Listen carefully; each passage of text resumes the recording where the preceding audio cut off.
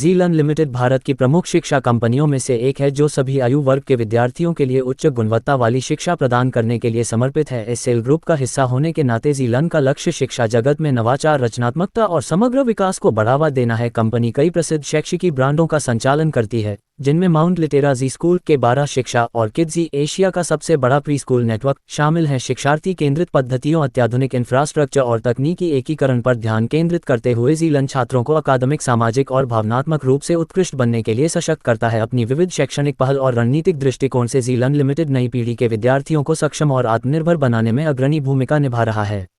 110 शहरों में 150 शाखाओं वाला लखनऊ का पहला CBSE board school Mount Litera Zee school की स्थापना 2017 में हुई थी। ये लखनऊ का पहला सीबीएसई मान्यता प्राप्त की स्कूल है जो पूरे भारत में 110 से अधिक शहरों में 150 से अधिक शाखाओं का हिस्सा है।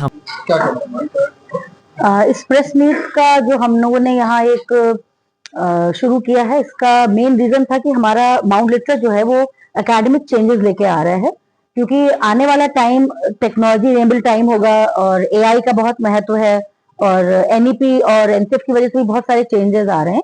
तो उन सबको हम आप लोगों को बताना चाह रहे थे ताकि आपके माध्यम से बाकी लोगों को पता लगे कि स्कूल सिर्फ एक ही करिकुलम को लेकर सालों नहीं बैठता है। Mount Litera Zee school time के हिसाब से अपना करिकुलम चेंज करता है और सारी चीजों को बदलने में देर नहीं लगाता है। तो इस समय एक पूरा शिफ्ट है, समझ लीजिए, जिसके लिए प्रेस कॉन्फ्रेंस हम लोग आयोजित कर रहे हैं।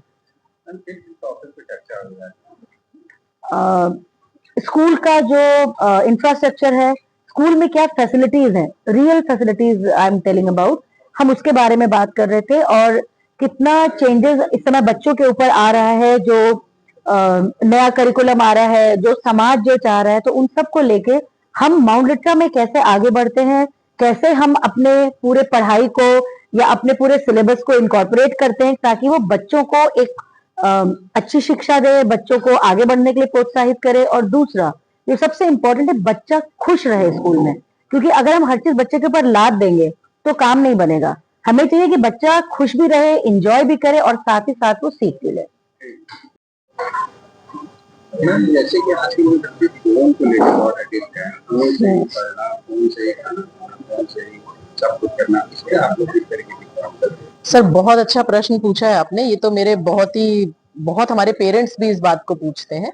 मैं इसका सिर्फ एक आंसर दूंगी कि बच्चे को फोन दिया भी पेरेंट ने है तो छुड़ाना भी पेरेंट को ही पड़ेगा, क्योंकि पेरेंट क्या करते हैं कि एक इजी एस्केप ले रहे हैं कि मैं काम में व्यस्त हूँ, बेटा तुम फोन पकड़ो, मैं थोड़ी देर अपना काम कर लेती हूँ। तो वो धीरे धीरे, मैं ऐसा एक रिक्वेस्ट करूंगी पेरेंट्स से और मेंटर्स से कि आप समय बाधित करिए, समय को कम करना शुरू करिए। मानिए आप 1 घंटे के लिए फोन देते हैं अपना काम करने के लिए, तो धीरे एकदम से अगर आप बच्चे से छीनेंगे, बच्चा फोन नहीं छोड़े, बच्चा रोएगा, बच्चे टैंट्रम्स करेंगे and they will not be able to do जो वो करना चाह रहे हैं। तो मेरा रिक्वेस्ट है सारे पेरेंट्स से कि टाइम को धीरे धीरे कम करिए। पहले 1 घंटा देते थे, 40 पे आइए, फिर 30 पे आइए, फिर अगर बच्चे को आप 20 मिनट फोन आप दे भी रहे हैं तो कोई ऐसी परेशानी नहीं है, बट आप सिर्फ निगाह रखिए कि बच्चा क्या चीज कर रहा है, specially for the senior classes. जी सर। क्या इसके लिए कोई अवेयरनेस प्रोग्राम की भी जरूरत सर हम लोग करते हैं, यस सर, हम लोग स्कूल में करते हैं। हमने एक तो साइबर सिक्योरिटी पे हम लोग बहुत ज्यादा अवेयरनेस प्रोग्राम करते हैं सर स्कूल में।